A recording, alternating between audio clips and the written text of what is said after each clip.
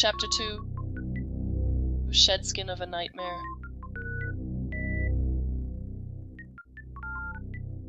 Without orders, or even the promise of payment in any form, Samus pursues the fleeing Ridley to planet Zebes, perhaps out of moral obligation to protect the greater galactic civilization from the Metroid race once again being under space pirate control, or simply out of regret for not killing the last Metroid when she had the chance. Regardless, she flies toward the surface of planet Zebes, descending through the stormy atmosphere and docking her ship amidst the rocky surface known as Crateria. The surface is dark and cold. The wind and rain buffet her surroundings as she rises from the top of her ship, exiting her only safe haven. We can return here anytime to fully restore our health and ammunition, but at the moment we only have one energy tank and no expendable firearms. Muffled thunderclaps crash in the distance while an ominous low-pitched melody paints the scene as harsh and mysterious. Stepping off the ship, the first instinct of the average video gamer of 1994 would have been to run to the right, as players had been conditioned to progress to the right in countless side-scrolling platformers at the time. However, we can't run far to the right before we hit a dead end. There is a ledge just out of reach above our head and a collapsed tunnel with curious blocks we can't yet interact with.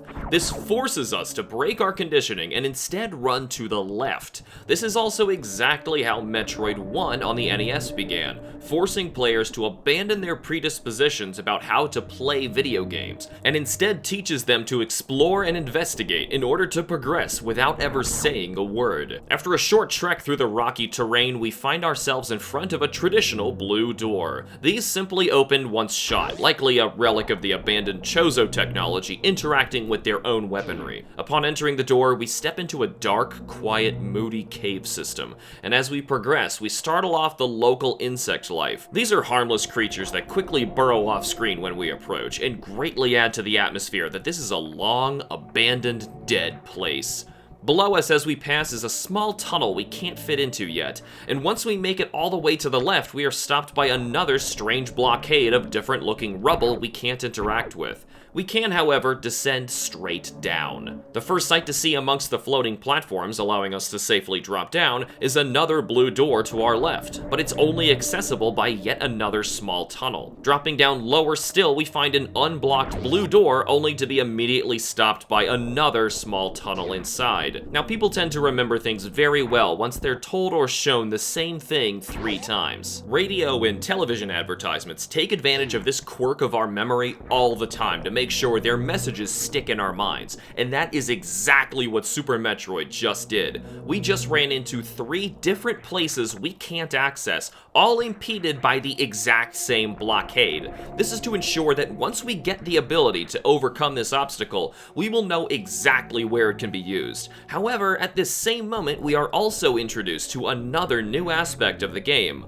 red doors. There is a red door to our right that won't open when shot with the power beam. Players experienced in the series, however, will already know that we need missiles to open this door. Regardless, we have no choice but to keep descending down the cavern, leading us to a door on the floor. This ensures that players have realized by now that they have full control of aiming to open this door and fall through it. And once we do, we find ourselves in another tall vertical shaft, but this one feels different. The environment is far more mechanical than the dark caves above, with metal blocks, and the platforms are simple blue pipework, repeating in a pattern all the way down.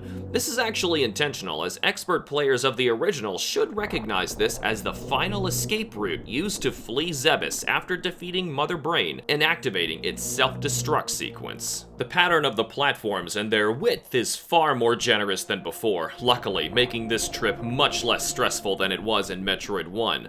The room is also thick with a purple haze hanging in the foreground that scrolls with us as we drop down this long shaft. But once we finally reach the bottom, all we can see is a door on our right, which we take and hammer home where we really are. We are standing in the crumbling, abandoned wreckage of Mother Brain from Metroid 1, working our way backwards, first stepping through the broken glass of the shattered tank that once held the Mother Brain. Thankfully, none of the original hazards are active. In fact, this whole journey so far has been suspiciously quiet.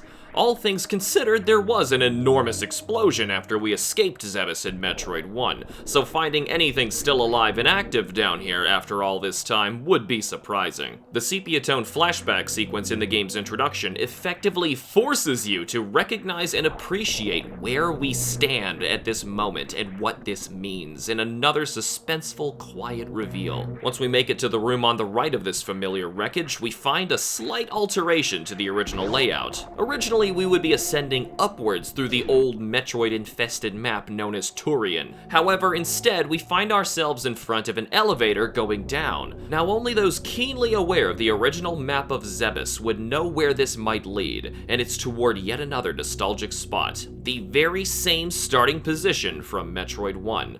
The only difference being, we still haven't run into a single enemy. Just like before, running to the right will lead to a dead end, so instead we head to the left. And luckily for us, in the same place it was held previously, we find the Morph Ball resting on a pedestal. The Morph Ball allows Samus to curl up into a ball less than half her height and roll around through narrow passageways, activated by pressing down while crouching. We can also transform into Morph Ball mid-air by pressing down twice quickly. How she physically accomplishes this is anybody's guess, but she does partially have injected Chozo DNA due to her upbringing and training, so having a few superhuman quirks is to be expected. Now, I hope you've enjoyed your last few moments of safety, because from this point on, things are about to change. As soon as we acquire the Morph Ball, a strange alien sensor moves from the wall, looks at us with its unsettling eyeball, and projects some sort of light towards us, following us like a security camera, and giving off a spooky whir as it operates its unknown function, possibly alerting whoever placed it here in hopes of catching Samus in a trap. Cleverly enough, the only way to escape this area is by demonstrating that we understand how to use the Morph Ball. Turning tail, we head to the right and back to the dead-end room. There are lots of suspicious bricks in the middle of this room, and simply by shooting them, we can clear a path to reach a lower level where we find a door blocked by a small tunnel. Using our new Morph Ball, we can clear the obstacle and open the door. Inside, we find a strange, solitary enclosed room constructed of gray metal, while retaining the blue rocky background of the caves. Against the far wall is a peculiar statue sitting in a near fetal position, holding some sort of object as an offering. This statue is of a Chozo, the alien bird race who once raised Samus on this very planet. These statues are a familiar and welcome sight from both Metroid 1 and 2, as they traditionally hold powerful upgrades for Samus's power suit, a relic of Chozo technology. Shooting the orb the statue holds reveals it as a new upgrade, the missiles. By pressing select, we can swap from shooting our beam to shooting our new missiles, of which we now have 5. New players should recognize that doors open by shooting them, and those tricky red doors didn't respond to our power beam, but our brand new missiles are also color-coded with red tips to help indicate to us that this is their alternate purpose, aside from increased firepower. Getting to this point, players have already demonstrated their basic understanding of acquiring an ability, in this case the Morph Ball, and using it in a previously inaccessible area in order to reach new places. Putting 1 and 2 together should lead players to trying out these new missiles on the nearby red door in the last room with the destructible blocks. To open it, we need to fire all 5 of our missiles into it. Missing 1 or shooting less than 5 won't open these doors and will force us to backtrack so we can restock. But fortunately for us, once we open a red door, it will permanently change into a regular blue door, so there's no need to continuously shoot missiles at these blockades. The reason we'd want to conserve missiles is for a couple reasons. 1, they are limited in supply based on how many missile expansions we are able to find, increasing by 5 each time, so we will be collecting as many as possible. And 2, missiles are also quite powerful in combat and downright necessary for certain interactions, so once we enter this room on the right, it'll appear to be familiar to returning players until they hit the far wall past a Morph Ball tunnel, where yet another security spotlight ominously watches us. Following the Morph Ball tunnel, we discover our second missile expansion. However, we are also met with a dead end. This is your last drop of relying on familiarity to guide you, as this used to be the passage to the rest of the entire game in Metroid 1, and now it's an immediate dead end.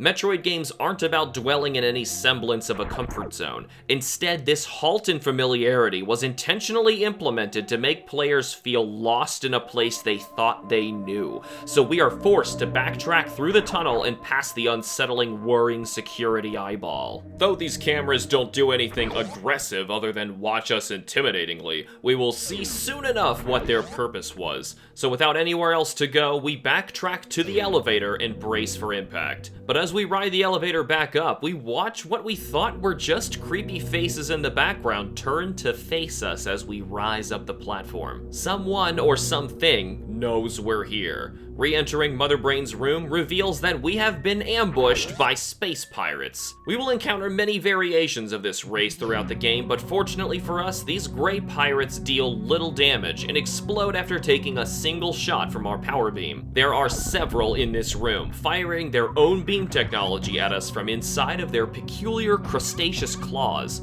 It's unclear if the claws are actually a part of the pirate weaponry or are entirely biological, but considering many other races of space pirates in the series to come will ditch the lobster claw gun hands, I like to think of them as weapons that they carry concealing their real hands and not necessarily parts of their body. It's important to note that this is the first time that we are actually seeing space pirates in the series, though they had major influence over the first game, commanding the revolution that took over Zebes. They, alongside Ridley and Kraid, commandeered the Chozo's laboratories alongside their biologically engineered mother brain, with which the Chozo and thusly the space pirates utilized to control the otherwise wild and unstoppable Metroids, and that uprising ended in this very room with the destruction of Mother Brain. Considering this was the first time the space pirates encountered Samus face to face, they must have vastly overestimated their strength, as they are no match for her, even in this early unupgraded state. Moving to the next room, we find that the purple haze has lifted, and pirates have also filled the tall shaft leading back to the caves above. These pirates can cling to the walls and leap from side to side while firing at Samus. They also each go down in a single shot, just like the others. As we work our way back to the surface, taking out these space pirates, let's explore the thought of what exactly a space pirate means for a minute. Think about it. This is an alien race advanced enough to have developed a sophisticated science program to both achieve safe exoplanetary space travel as well as advanced weaponry systems. These creatures already surpass modern humans in terms of scientific progress by a large degree, and the reason many people fear the day humans do finally come into contact with another advanced alien race is that we know absolutely nothing about them. We've become advanced enough to realize that advanced life far superior to ourselves almost assuredly exists somewhere in the infinity of space, but aren't yet capable of safely exploring this frontier without substantial breakthroughs in scientific space travel. Unfortunately for us, the one thing we probably should have never done so soon was call attention to our planet to this greater unknown by launching interstellar space probes and broadcasting media over radio and television signals, which both beam out into this great unknown universe at the speed of light. Though I'm personally a huge proponent of science, this situation has been described as being analogous to a baby waking up in the jungle. We as a species just realized we exist in a greater ecosystem, and the most dangerous thing we can do as that infant in a jungle is cry, because we don't know who or what may be listening. There could be a race far more advanced than us who loot, steal, or enslave those civilizations foolish enough to give themselves away. Think about how terrifying and real that is.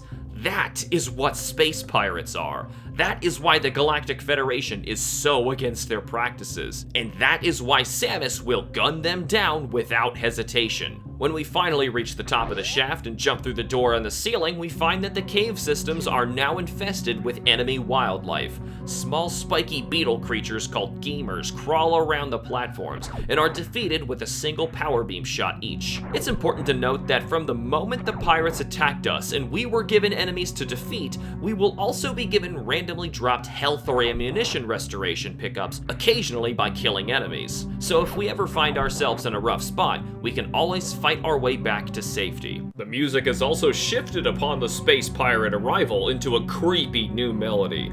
Deep drum beats and tense strings provide a moody backdrop to an unorthodox chanting chorus. Reflecting the recent turn of events, the music itself is proving to be dark and suspenseful, while also suddenly coming to life. On our way up, we have a blue door on the left we previously couldn't progress through due to a morph ball tunnel, but upon rolling through it, we are blocked yet again by a solid brick lodged inside the passageway, so we must retreat and remember it for later. Across this way is another red door. 5 missiles later, we enter it and meet up with 2 new enemies. The first is a Rio, an erratically moving large insectoid that seems to leap in arcs from the ceiling with inverted gravity, and takes several power beam shots to defeat, or a single missile. The second is a swarm of tiny bat-like bugs called Mellow, which fall to a single shot each. There are odd symbols etched in the stonework in the background, implying that this may be the ruins of a Chozo temple of some sort. Samus likely knows and recognizes this place, even in this decrepit state. A blue door at the end of the hall brings us to a strange, damaged mechanical gray enclosed space with a protruding computer station amidst the broken green glass domes. Inspecting it, Samus inserts her arm cannon directly into the device, which latches onto her arm. It whirs while its green monitor displays a flowing wavelength pulse and provides us with our first set of map data. The game automatically pulls up our map, which we can access at any point by pressing start.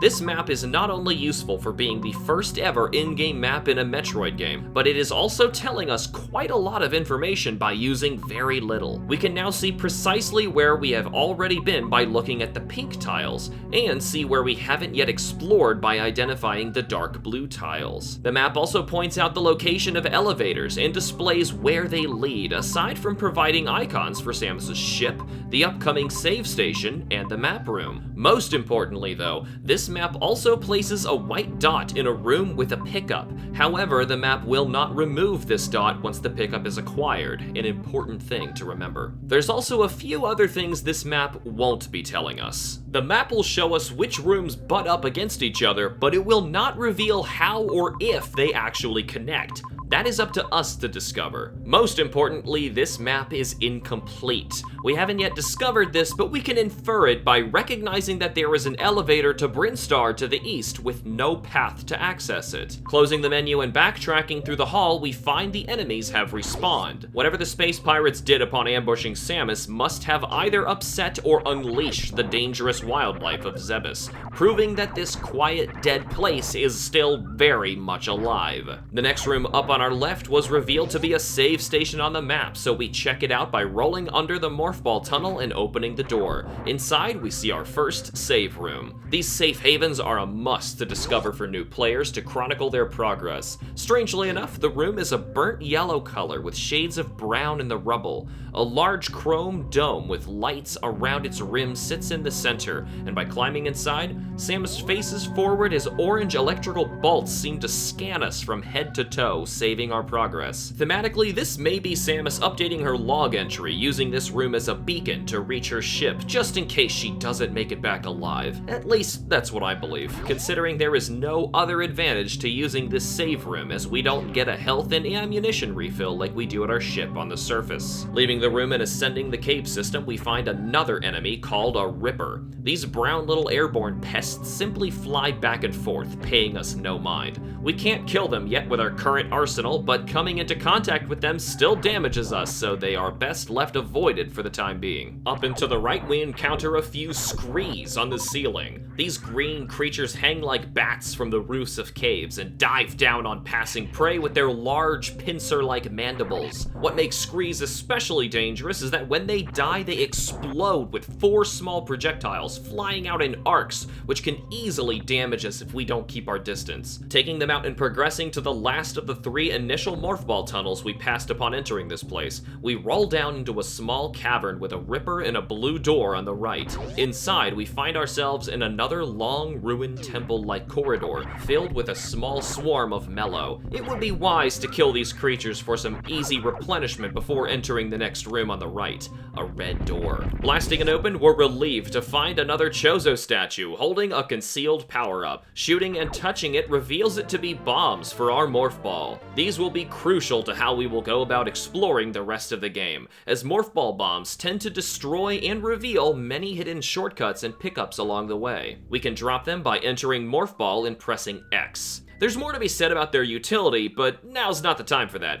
Something is wrong. The doors behind us just locked. The Chozo statue starts to rumble, and the music begins to change as the statue cracks open like a shell, revealing a robotic Chozo hiding inside that blinks its eye, startled awake, and begins to attack us. This is the Bomb Torizo. It's a surprise boss battle against the very symbol of our sanctuary, a Chozo statue. The very concept of this sudden shift from relief to danger feels violating, but there's no time for our nerves to fumble. This is a full-blown boss battle playing the main boss theme of the game, and the Torizo statue comes out swinging. Its main method of attack is by walking across the room and raking Samus with its long clawed arms. Occasionally, it will stand at a distance from Samus and either fire a sonic beam wave or spit a flurry of bombs from its beak into the air towards her. If we are resourceful, we can shoot these bombs out of the air before they land, revealing some helpful drops, restoring our health and missiles. We just spent half of our missiles opening the door, and these drops will help us put this rogue statue down. Firing missiles into its soft maroon chest area will deal heavy damage and cause it to flash and cry out with an unsettling moan. Power beam shots still deal minor damage and desperation, but not nearly as much as missiles. It's hard to leave this room unscathed due to the Torizo's wide swinging attacks and range, so it's best to focus on making each of our missiles count as we pump them into its chest. After taking enough damage, the Torizo's head will detonate,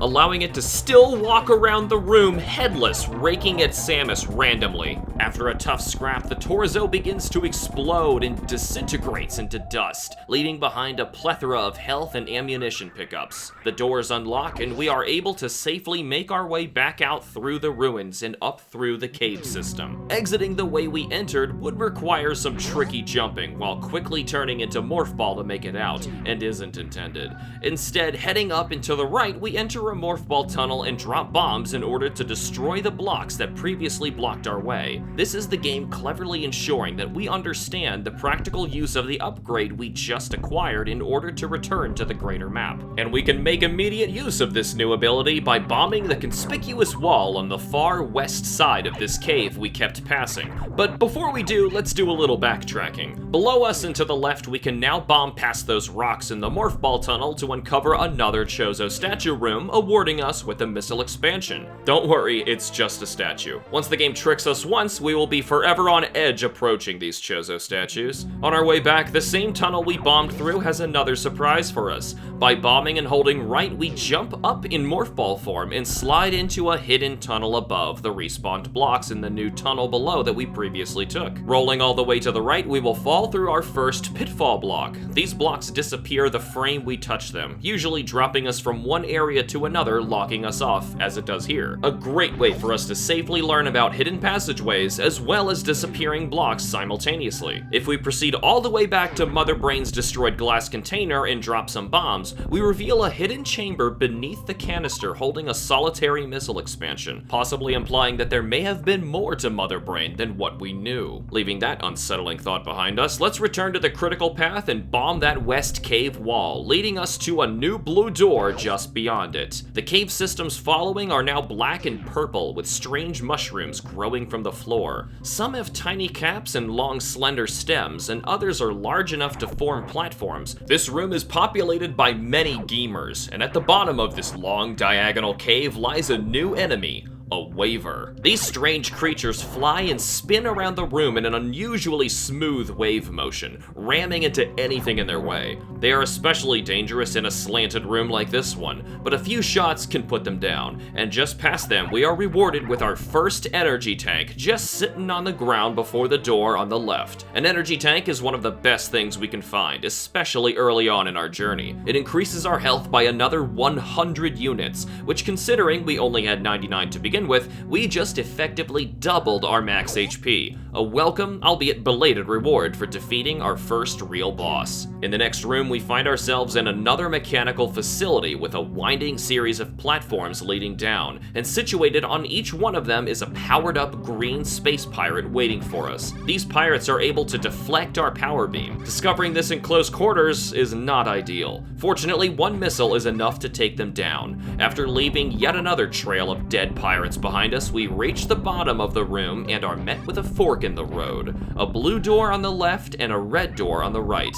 Let's open the red door first, as we have been trained to know that these doors tend to lock off goodies. Inside is a long, straight, empty hallway decorated with odd red warning lights and a foggy haze draping the room in uncertainty. Whatever is down here is important and well protected. The blue door at the end of this ominous corridor opens out into a dead-end room containing a huge golden statue. The dark green cavernous stalactite frames the enormous structure as plant life and water seep in from the rocky floor below. The water flows slowly, with the ripples on the surface becoming smaller as they move to the distance due to perspective. The statue itself is depicting 4 powerful beasts, each with differently colored glowing eyes. Most notably, perched on the top of the 3 below is Ridley, with red eyes. On the left, we can recognize Kraid from Metroid 1 with green eyes. The next 2 creatures are unfamiliar to us. The middle is a large, horrid squid-like beast with a yellow single eye. And to the right is a grossly deformed shrimp crossed with a fetus and a glowing blue eye.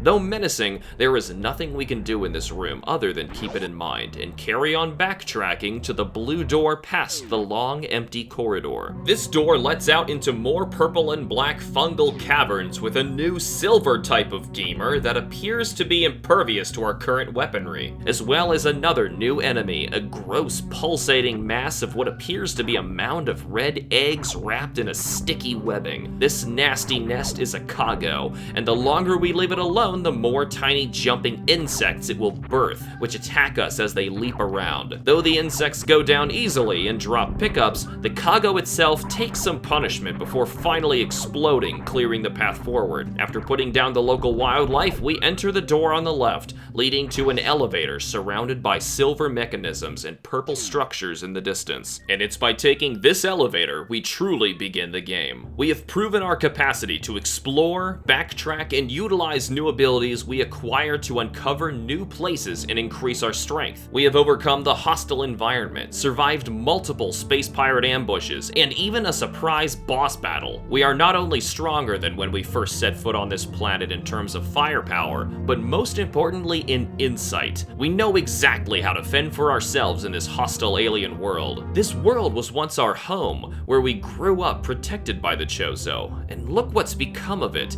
Overrun by deadly wildlife and invaded by nefarious intergalactic pirates intent on conquering the galaxy with an iron fist by utilizing the lost technology of the planet and turning the Chozo's most powerful weapon against the rest of the universe, the Metroids. For the fate of the universe, this cannot happen. The space pirates cannot be allowed to have their way with the last living Metroid, and as we descend this long elevator, we are reminded of why we are here. Not for money, not for glory, but for necessity. The last Metroid must be found, and the space pirates must be defeated for the sake of the entire galactic civilization. But what's that sound? A jungle beat?